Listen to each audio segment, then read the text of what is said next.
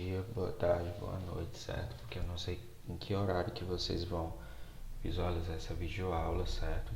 Eu me chamo Antoniel, sou professor de Geografia de vocês e hoje, para dar continuidade aos nossos debates, às nossas discussões de conteúdo, a gente vai trabalhar hoje com a paisagem como forma de representação, certo? Esse conteúdo ele se encontra na página 58 do livro didático de vocês, caso vocês queiram acompanhar. Eu recomendo que vocês acompanhem tanto pelo livro e como copiem em caderno tudo o que for apresentado aqui em slide para fins de estudo, certo? Posteriormente. Então, o que é uma paisagem como forma de representação? Pessoal, é uma pergunta que eu queria fazer para vocês, né? O que é uma paisagem, né? Muitas vezes a gente percebe uma paisagem como algo muito bonito, né? E lá na Europa do século XV, a paisagem ela estava associada à idealização da natureza e do ser humano, ou seja, uma representação do belo. A gente observa que toda essa ideia de beleza, não é? Enquanto paisagem, ela não é algo muito atual. Ela é algo que vem de muito tempo atrás, né? Então a gente já consegue observar aqui século XV, não é? Século XV, ou seja, século XV já está bem passado, né? Então a gente ainda consegue observar que a paisagem, tanto no quesito de natureza como do ser humano, né, nesse sentido de representação do belo, ainda surge muito hoje, né? Ainda é muito visível hoje.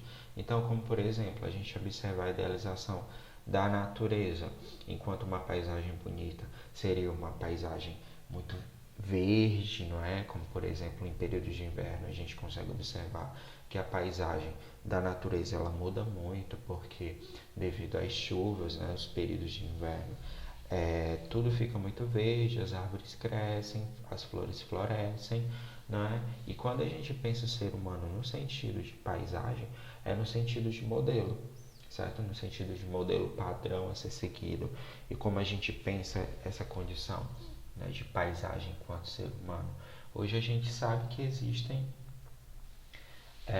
os modelos, não é? As modelos aí que se representam nas revistas, não é? Esse é um tipo de padrão que ele, querendo ou não, ele é imposto na sociedade, ou seja, é uma representação do belo que a sociedade quer que todo mundo mantenha, né?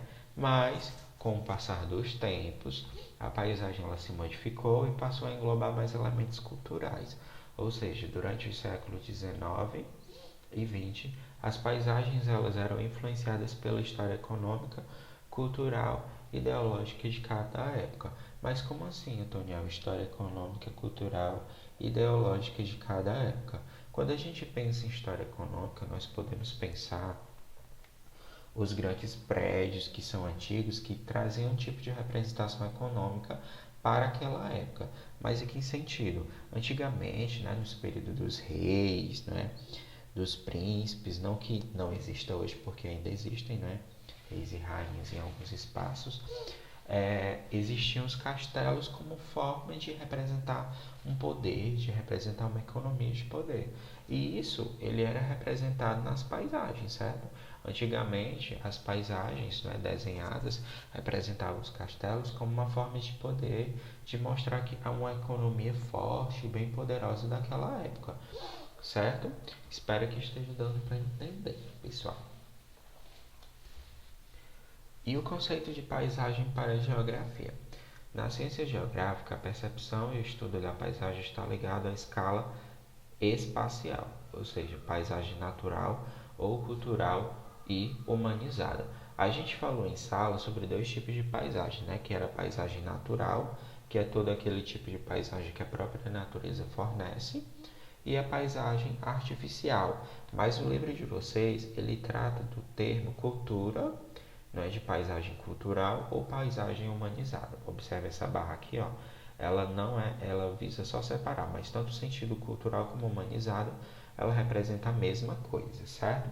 Então a paisagem natural, conforme dito, ela representa todo o aspecto da natureza, né? O que a natureza nos mostra, o que a natureza nos fornece. E a paisagem cultural humanizada, ela já é aquela paisagem que são realizadas modificações feitas pelo ser humano, como nos espaços urbanos e rurais. Mas em que sentido? Essas modificações elas feitas pelo ser humano nos espaços urbanos e rurais, a gente poderia pensar o desenvolvimento das cidades, certo? Em que sentido? Vamos pensar que uma cidade antigamente só tinha árvores, certo? Aí o humano vai lá, não é? O ser humano ele vai lá e começa a modificar esse espaço. Não, tem muitas árvores, então eu vou cortar essas árvores, então eu vou produzir mais casas, mais prédios, né, para a instalação de empresas. Então a gente poderia pensar isso como um tipo de paisagem cultural quando existe modificação feita pelo ser humano. Na paisagem natural, conforme eu já disse, contém relevo, vegetação, solos, rios e lagos, e isso a própria natureza nos fornece, certo? Repetindo, paisagem natural é a natureza que fornece, certo? É a natureza que produz a sua própria condição, e a paisagem cultural humanizada já são modificações feitas pelo próprio ser humano nos espaços urbanos como rurais. Aqui é um exemplo de paisagem natural. Vocês conseguem observar que o humano ele não consegue produzir isso daqui não, né? Então isso daqui é algo fornecido pela própria natureza, certo? Ou seja, a natureza ela cria e ela fornece, certo? Esse é um exemplo de paisagem natural. Aqui já é um exemplo de paisagem cultural ou humanizada, certo, pessoal? Observe já as grandes cidades, não é? Existem árvores que representam a natureza, mas vocês observam que existem mais prédios e casas, não é? Tá vendo? Casas, prédios. Isso daqui é um exemplo de uma paisagem cultural humanizada porque tem a intervenção do homem, tem a intervenção do ser humano no quesito de modificação do próprio espaço onde ele vive, certo? E aqui a gente trata do conceito de geossistema e sensoriamento remoto. Quando a gente pensa em geossistema, pessoal, a gente poderia pensar em um sistema de computador, não é? O computador que a gente compra não tem um sistema, né? Que ele roda e faz o computador funcionar. Quando a gente pensa em geo, a gente está falando de sistema geográfico, certo? Ou seja, de sistema de geografias, que a gente pudesse pensar de forma mais simplificada. Ou seja, a geografia ela tem um conjunto de sistemas que podem servir como instrumentos de observação dos elementos físicos, biológicos e antrópicos, certo? Que é relativos à ação do homem. E o que seria isso, Antoniel? Não é? A gente pode pensar que a geografia, não é? Os cientistas geográficos, eles possuem modos de observação, pessoal, do planeta em sentido geral, certo? Mas como assim? Nesse tipo de geossistema, enquanto instrumento de observação dos elementos físicos, biológicos e antrópicos, vamos focar aqui nos antrópicos, que é relativos à ação do homem, certo? Quando a gente pensa no geossistema, observando as questões relativas à ação do homem, né, no sentido antrópico, a gente poderia observar as queimadas como os desmatamentos de áreas naturais, certo? Mas em que sentido? O homem vai lá, não é, e desmata uma determinada região da Amazônia, por exemplo, ou joga fogo em espaços também da Amazônia, como em outros espaços, e aí existe um conjunto de geossistemas para observar isso, certo? Mas em que sentido? Tudo que a gente faz, pessoal, é observado, certo? Quando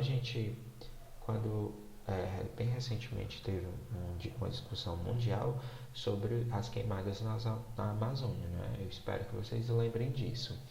E o mundo inteiro começou a se mobilizar pelas queimadas na Amazônia, né? Mas em que sentido eles conseguiam identificar essas queimadas? Pessoal, muitas vezes existem sistemas de satélite ou mesmo de aeronaves, certo?